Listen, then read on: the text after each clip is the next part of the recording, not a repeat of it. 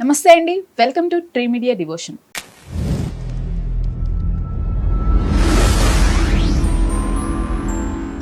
మనతో పాటు ప్రముఖ వాస్తు జ్యోతిష్య నిపుణులు, లలితాదేవి ఉపాసకులు, బ్రహ్మశ్రీ శ్రీ నానాజీ పట్నాయక్ గారు ఉన్నారు.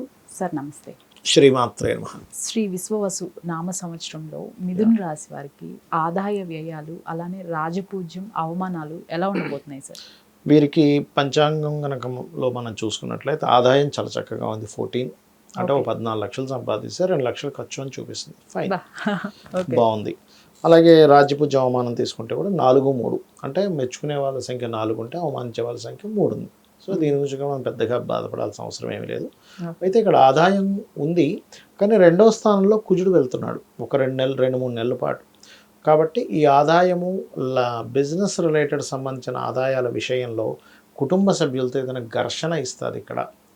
అది ప్రధానంగా వీళ్ళు జాగ్రత్త తీసుకోవాలి. ఈ కుటుంబ సభ్యుల్లో ఘర్షణ సంబంధించినటువంటి అంశంలో పర్టికులర్గా చూసుకున్నట్లయితే ఓకే, ఇది చూసుకోండి. అట్లాగే వీళ్ళకి ఆదాయం విషయంలో గొడవలు రాకుండా ఉండాలి అంటే కుజగ్రహం దగ్గర దీపారాధన చేయడము అండ్ స్కందుని ఆరాధించడము చేస్తే ఆదాయం విషయంలో ఘర్షణ రాదు. ఆదాయం ఉంది కానీ ఘర్షణ కూడా చూపిస్తుంది.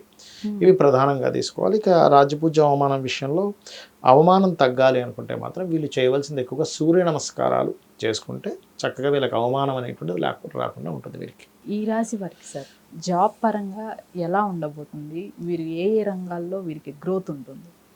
జాబ్ పరమైనటువంటి విషయాలు చేసుకుంటే వీళ్ళకి మిథునం వారికి సర్వసాధారణంగానే శని 8 and 9th లార్డ్ 10th హౌస్లో ఉన్నాడండి. సో 10th హౌస్ ఎప్పుడైనా సాటర్న్ ఏం చేస్తాడంటే వర్క్ స్ట్రెస్ని ఎక్కువగా ఇస్తాడు. అంటే 2 మనుషులు 3 మనుషులు చేసే పని వీళ్ళు చేయాల్సి వస్తుంది. అలాగే సడన్ చేంజెస్, ఎందుకంటే 8th లార్డ్ 9th లార్డ్ అయిన శని దశమంలో వచ్చి కూర్చున్నాడు. సో ఉన్నట్టుండి సడన్గా లేదు నేను మారిపోవాలనిపిస్తుంది. అందులో పర్టికులర్గా విశ్వవసునామ సంవత్సరంలో స్టార్టింగ్లో వీళ్ళ కుజుడు రాశిలో ఉంటున్నాడు. సో అగ్రెసివ్గా కొన్ని నిర్ణయాలు తీసుకుంటారు, ఫాస్ట్గా అగ్రెసివ్గా. సో ఈ విషయంలో కొంత జాగ్రత్త పడాలి ఒకటి.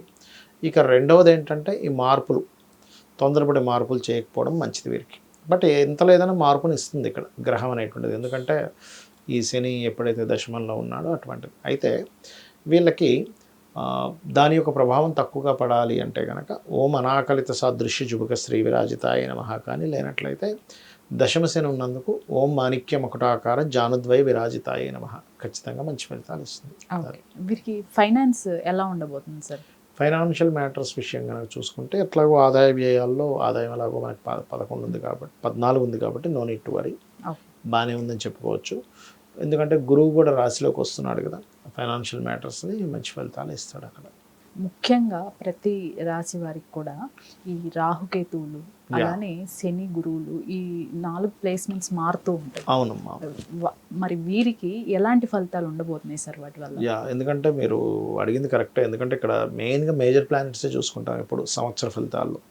అందులో ప్రధానంగా మనకి ఇప్పుడు మారుతున్నటువంటి శని మారుతున్నాడు, దశమంలోకి వస్తున్నాడు. సో అందుకే నేను మీకు ఇందాక ఈ జాబ్ సడన్ చేంజెస్ ఉంటాయి, ఈ నిర్ణయాలు తీసుకునేప్పుడు జాగ్రత్తగా తీసుకోవాలని చెప్పాను. దానికి మంత్రం కూడా చెప్పుకున్నాం. ఇక రాహుకేతువులు తీసుకుంటే 4వ స్థానంలో ఉన్నాడు ప్రజెంట్ కేతు. ఇతను విశ్వవసునామ సంవత్సరం 6వ నెల నుంచి మారుతాడండి, 6వ నెల ఎండింగ్ నుంచి మారుతాడు ఆల్మోస్ట్. సో ఎప్పుడైతే మారాడో అప్పటి వరకు వీళ్ళకి ఎవరికైతే పిల్లలకి ఇప్పుడు స్కూల్లో చదివే వాళ్ళకి, కాలేజీలో వాళ్ళకి ఇంట్రెస్ట్ లేనటువంటిది మారిన తర్వాత కొంత ఇంట్రెస్ట్ పెరుగుతుంది జూన్ తర్వాత నుంచి. కన్స్ట్రక్షన్స్ లేదా ల్యాండ్ తీసుకున్నటువంటి వారు, ఇబ్బంది పడుతున్నటువంటి వారికి కొంత ఇబ్బందులు పోతాయి. ఇంకోటి వీళ్ళు ఏదైనా ల్యాండ్ కానీ లేదా కన్స్ట్రక్షన్ స్టార్ట్ చేయడం కానీ, వెహికల్ కానీ తీసుకోవడం మిథునం వారు పర్టికులర్గా 6th మంత్ తర్వాత తీసుకోవడమే ప్రిఫరబుల్ ఈ కేతువు యొక్క ప్రభావం వల్ల. ఇక 9th హౌస్లోకి రాహు వెళ్తున్నందుకు ఎప్పుడైనా 9వ స్థానంలో జూన్ నుంచి సంవత్సరంన్నర పాటు ఉంటాడు. కాబట్టి ఈ సమయం అంతా కూడా వీరు పర్టికులర్గా పితృదేవత ఆరాధన చేసుకోవడం చాలా మంచి ఫలితాలు ఇస్తుంది వీరికి. సార్ వీరికి మ్యారేజ్, అలానే సంతానానికి సంబంధించిన ఫలితాలు ఎలా ఉండబోతుంది? ఒకటేంటంటే ఇప్పుడు మ్యారేజ్ విషయం కనుక తీసుకుంటే వీళ్ళకి మొదటి మే 15 లోపల ఎవరైనా ఇష్టపడిన వారిని వివాహం చేసుకునే ప్రయత్నం ఫలిస్తుంది, పాయింట్ నెంబర్ 1. రెండవది ఏంటంటే వీరికి రాశి అంటే సప్తమాధిపతి లగ్నంలో వచ్చి కూర్చున్నప్పుడు సర్వసాధారణంగానే వీళ్ళకి బాధకుడు గురువు.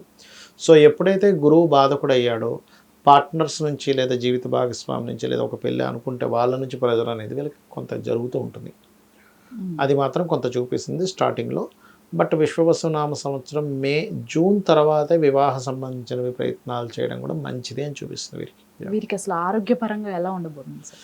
ఆరోగ్యపరంగా తీసుకుంటే అండి ఫస్ట్లో మాత్రం కొంచెం వీళ్ళకి హెల్త్ పరంగా కొంత ఇబ్బందులు వస్తాయి. అంటే స్టార్టింగ్లో కొంచెం ఓవర్ స్ట్రెస్ వల్ల, ఎందుకంటే 6th లార్డ్ లగ్నంలో ఉంటున్నాడుగా, సంవత్సరం లగ్నంలో ఉంటున్నాడు, తర్వాత నీచ పొందుతున్నాడు. బట్ వీళ్ళు ఎప్పుడైతే కందులు దానంగా ఇస్తూ ఉంటారో, కాస్త గోవులు క్యారెట్స్ తినిపిస్తారో, అనారోగ్య సమస్యలు చాలా మటుకు దూరం అవుతాయి వీరికి. ఈ రాశి వారు సార్ ముఖ్యంగా చేసుకోవాల్సిన పరిహారాలు అంటే ఏవి చెప్తారు? ఎక్కువగా వీళ్ళు లలిత చేసుకోవాలి, ఎందుకంటే పంచమాధిపతి శుక్రుడు అవుతాడు వీళ్ళకి. సో ఎంత లలిత అమ్మవారి ఆరాధన చేసుకుంటే అంత మంచిది. తీపి చపాతీలు తినిపించడము. ఇంకోటి వీళ్ళు మెయిన్గా మనం కెరీర్ గురించి మంత్రం చెప్పాము, అదొకటి చేసుకుంటే మెయిన్గా బాగుంటుంది. అండ్ ఇందాక నేను చెప్పినట్టుగా కాస్త గోవులు క్యారెట్స్ తినిపించడం, ఇవి చాలా చక్కటి ఫలితాలు ఇస్తుంది వీరికి.